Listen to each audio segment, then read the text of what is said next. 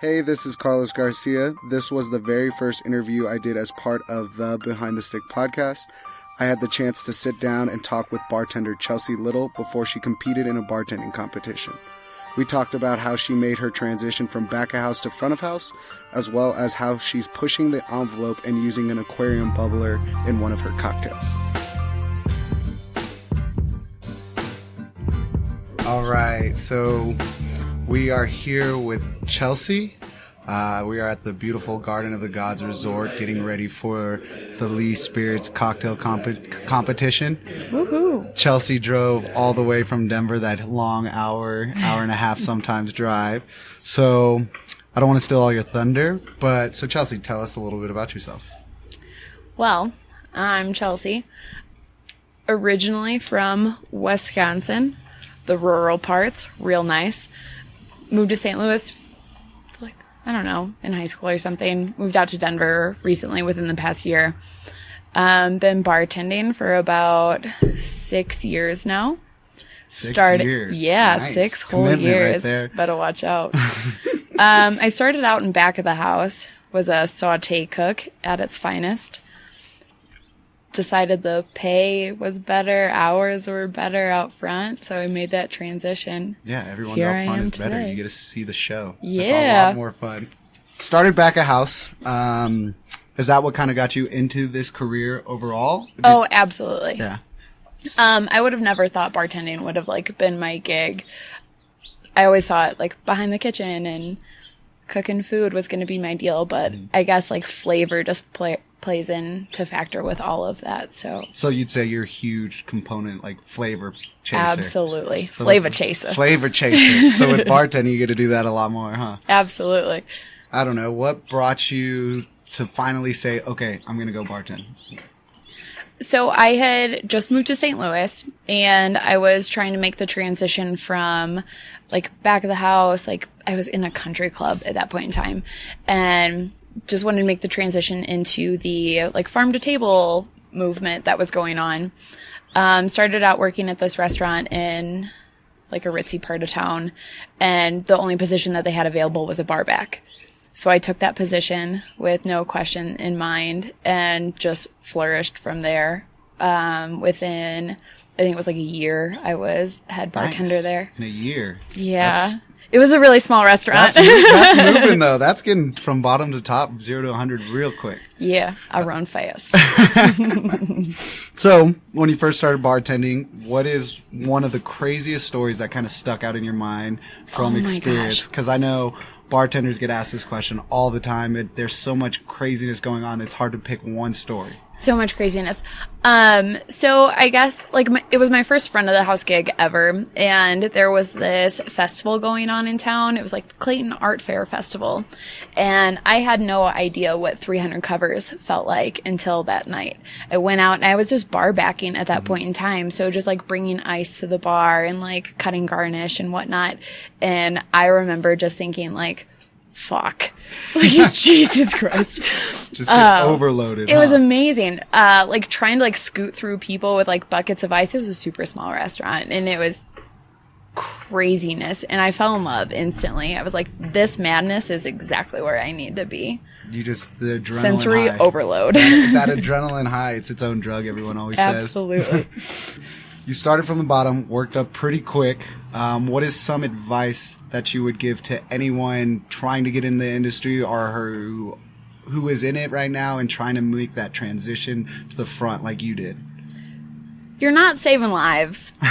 You're not saving lives, man. You're making cocktails. Have a good time doing it. If you're having a good time, your customers are going to have a good time, and they feed off of your vibe. I think that would be the best advice I could give somebody. Just have fun and Yeah, just do it. be yourself. So Wear your heart on your sleeve. If they were to not be in the industry, what would the route be to get into it? Oh, I mean, the same way I did. Just start out bar backing. Put your heart and soul out there. As long as you're showing initiative and you want to be in there, if there's a will, there's a way, right? Exactly. At the beginning, there obviously is lots of obstacles a lot of people have to overcome, and being the bottom guy or gal, it's pretty hard to get over those obstacles with so much pressure above you, what are some of the obstacles you overcame in the beginning of your career? I guess just like growing my skin, making it thicker, taking constructive criticism without crying at home. Oh yeah, this industry, it can be pretty brutal if you don't do what you're told. Yeah. Just, they lay it on thick and you just have to take it with a grain of salt. How did you learn to deal with that, like criticism? Oh, practice makes perfect. Just get enough of it? Just get enough of it. Criticism overload. Got it. And then while you're overcoming all of those, what were some of the bigger failures that you had to overcome and that you look back now and granted it seemed like it was the end of the day, but it made you a better person? Oh, dude, I fail every day. You don't sharpen your knife and you cut garnishes like the wrong way and it just, your coworkers make fun of you, or you make a drink and you're so excited about it, but it tastes horrible. And it's just like, oh, well, mark that one off as a failure. Move on to the next one. I mean, in this industry, I feel like you're going to fail at least once a day. And that's fine. It helps you build and helps you be more creative in the long run, I suppose. So just overall, just trying and failing. Yeah. So you don't look at failure as the end-all, be-all. You absolutely not. Kind of enjoy it a little bit is what I'm getting the vibe from. That it switches up the day. It does. You can't win all the time. If you are, who the fuck are you? Hopefully you win tonight, though. That's the goal, right?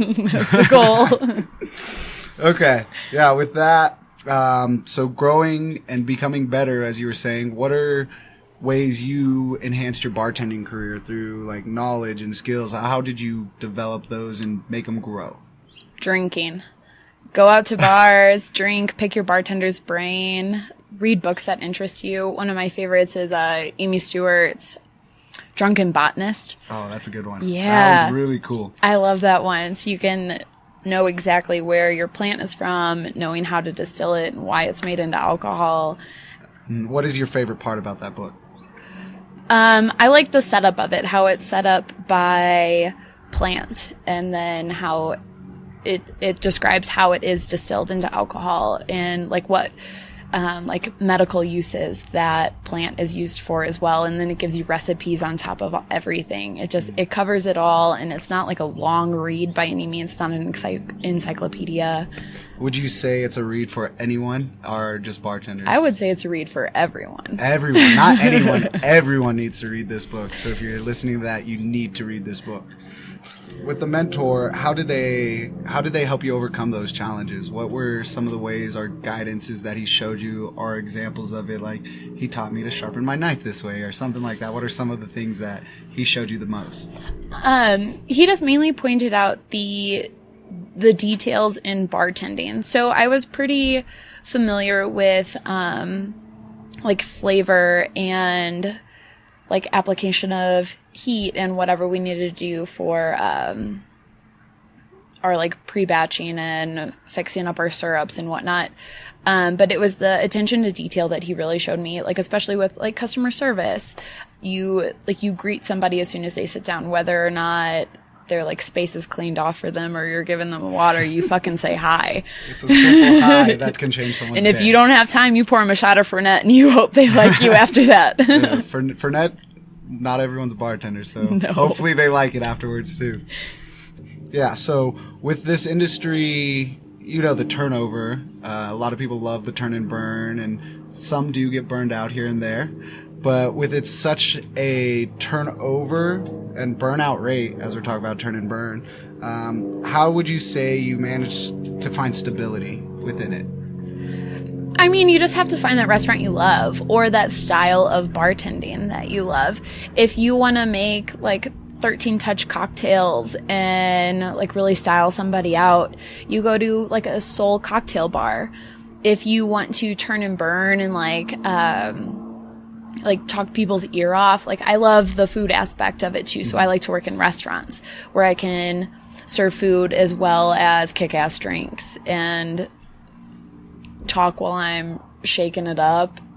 Well, I mean, you have to like make a Venn diagram and find your fancy. So we're bringing school back into this. I thought I left. But I guess Chelsea never leaves school. I'm bringing it back.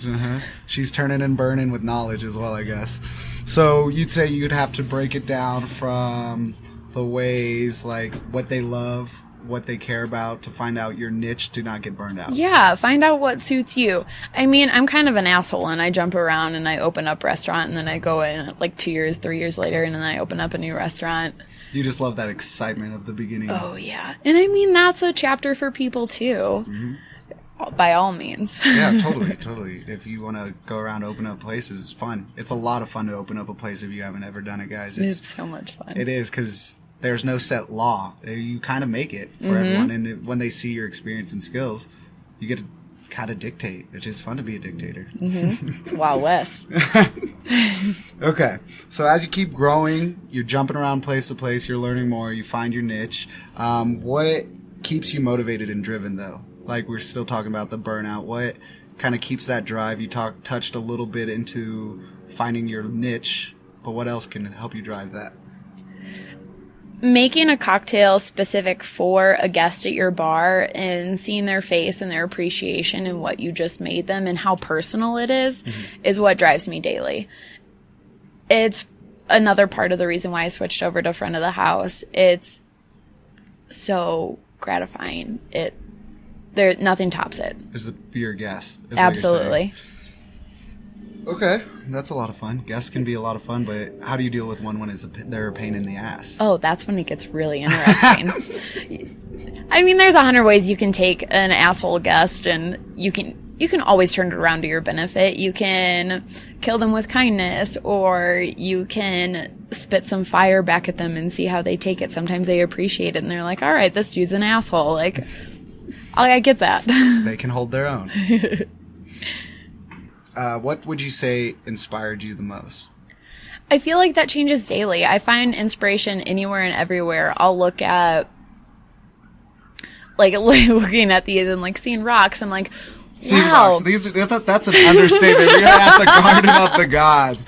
These are more than just rocks. These are large rock formations. They're beautiful, first and foremost, but they're the color of yams. Like, I'm thinking about what I can do with a yam in a cocktail. Hey, maybe there's yams tonight in the mystery ingredients. Bum, You're ready. bum, bum. You're ready if they're yams. But yeah, this view is inspiring you for tonight. Absolutely. Anything and everything should inspire you in any aspect of life, I feel like. So as you're saying yams, you really do have that kind of back of house mindset still in the front of house, though, which gives you a competitive advantage. A lot of people, because you think of flavor profiles, a lot of people don't think behind drinks. So what's something crazy you've created with using that knowledge? So most recently I've been having thoughts about wanting to make a cumin cocktail. Cumin is not something that many people are into. So I was like, all right, how, like, fucked up and weird can I make this? So I took cumin and turmeric and cachaça and kind of just, like, shook it and dirty dumped it and called it a day and saw how it turned out. I was like, damn, that's gross. So I threw some citrus and some honey in it, and I was like, all right, that's a lot better. And I didn't think that it would be an approachable cocktail to most people. I enjoyed it, being a bartender and liking those bizarre kind of flavors. And then so we put it on the menu at the restaurant, and it's selling like wildflower. Yeah, like hot cakes. Motherfucking hot cakes. Throw some syrup on it. No, honey. Throw some honey. Throw some honey on it. Oh, yeah.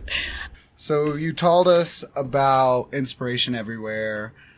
There's, obviously, we talked about the burning out. There's moments where you think to yourself that I can't do this or this isn't for me. Like you said, how do you combat that? You said the turning and burning, finding your niche, but you know those days where you're just out of it. Like, oh shit, I can't do this. Yeah. I have that feeling. All right. So Friday and Saturday nights, that's when I have those feelings, when we're doing like 300 covers and you're a couple deep at the bar and you're just like, fuck, you like palm to the forehead. And you're like, oh over. Man, here we go. I'm going down. White flag. But you always overcome it, and it's always fine in the end. And it's in total, it's a party. So I kind of like that, like, momentary feeling of failure. It brings a reality to the whole kit and caboodle. All right. So as we were saying, we talked a little bit how you're pushing it with the cumin. Is there anything else you're working on in pushing the envelope right now that's top secret or that you can share with us that's something we can have to kind of get some inspiration from? I try to push the envelope as much as I possibly can. Right now, I'm working with an aquarium bubbler. It's really just as like a garnish for a cocktail. So I'm taking a mixture. I'm in love with Pimm's Cups. It's one of my favorite cocktails. I think they're refreshing. Patio pounders, slam them. So I'm taking this kind of syrup, if you will, of like pureed sweet peas and cucumber water and sugar and trying to put it on top of a Pimm's Cup. I threw some agar in there to like kind of like thicken it up and make it goopy. And I'm taking an aquarium bubbler and just sticking that bad boy in there, making it bubble so you can have just bubbles on top of your cocktail rather than a froth or like what you get with an egg white cocktail, like that like cappuccino foam. Yeah. I want it to just be like aerated and super bubbly. So that's something that I'm working on. So are you leaving, because I don't know anything about aquariums or fish, so in my head I'm picturing this big little machine hooked up to their drink and it sits there the whole time. Are you just spraying it once, or how does that work? So I'm keeping this little like machine that's hooked up to a tube, and the tube is what aerates my my mixture. And out of my mixture, I'll just scoop off the top and get those bubbles to garnish my drink. So I have it as a continuous flow throughout service. Okay. So it flows, you just dip it in like you were saying, serve it, and then... Yep, so just take a spoon, put your bubbles on top, out it goes. God, that is creative. That's a really good one. So if anyone steals it, we have proof that you had it first, though. I don't know if I'm the one who had it first. I've never heard anything like that. That's pretty intense. What is one thing or one rule that you stand by behind your own bar and it's law? If someone else gets behind your bar, what's the thing that if they do it wrong, you just get frustrated? Oh my God. My rule throughout life, the golden fucking rule, man. Like, do unto others as you would like to be done on to. Is that how that goes? So just like, my biggest thing, I guess, is like, put it back where you got it. Just put it back where you got it. So everybody knows where everything is. Mise en place. And put it back so it's clean. Please. Yeah, mise en place. Everything has its place. I'm also a big fan of high fives mid-service. We call it team building. Take a shot and a high five, get back to work. Team building. Building. So high fives and a shot and back to work. What if they miss a high five? Well, then we just have to try again. Try again? Does that include 2 shots or just 1? Guess so. If you miss a high five. Oh, that's horrible. That sounds like a long night of drinking. Now that you're more established, you've got your rules, you've got everything set up, you've overcome a lot of obstacles before. What's more obstacles you're overcoming now? Now that you kind of know your place, know what you want to do, know where you are, what are things that you have to overcome in this new chapter? I think that now that I am like growing as a bartender and trying to like work my way up that ladder, new obstacles come every day, whether it be ordering or keeping your numbers in a line, keeping costs down, maintaining your staff. There is always going to be a new obstacle, and you just have to put your running shoes on and be ready to hurdle that shit. Just get ready to hop over anything. And if you don't, you can make a lap and try again. Okay. You are a real big advocate of the failing big. Yep. Do you think everyone should take their chances? Everyone should fail at some point in time. It builds character. Thanks, Dad. Thank you. So, with Señor Bear, what's some of the things you love right now? What are the things that are your favorite there? So, the high five and the shot, team building, obviously. Yes. So moving to Denver was a big step for me. I'm a rural kind of a girl. A rural kind of a girl. Yeah, I grew up like across the street from a dairy farm in Wisconsin. Oh yeah. And then I moved to Denver, and it's this big city, like San Francisco vibes. I've never been to San Francisco, but I'm assuming. So the amount of people that we see in an evening and the variety and like our specific location, we're so close to downtown that you just get people in from around the country as well. At like, again, being from back of the house, I always like to try to work for a chef that I respect and they're putting out product that you care for. You don't want some shitty food to go with your great drinks, because then it just doesn't work well. Exactly. You have to be on the same level. Okay. And they have to complement one another. They're doing a good job. They're doing a pretty all right job. Just pretty okay. Super okay job. They get a high five. With tonight, the cocktail competition, can you tell everyone a little bit about how you got into this, or the way you had to go, what you had to enter, what your drink was, things like that? How I got into this, Little League. So competitive. So Little League is what started your competitiveness. Grew from there.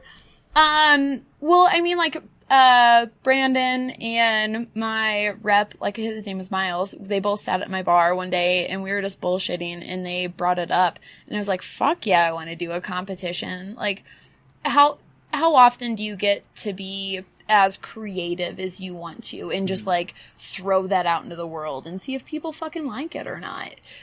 So anytime I get an opportunity like that, I'm in. Okay. So is this your first competition or no? I think this is my first like real competition. I've done Define real. Events where there's a winner. Oh, okay. So I've done events and whatnot where they have like a dozen bartenders and they throw out a cocktail and it's just an event. This is more than that. You got into it because Brandon, who is the Lee Spirits, one of the sales managers going around, him and Miles kind of told you about it.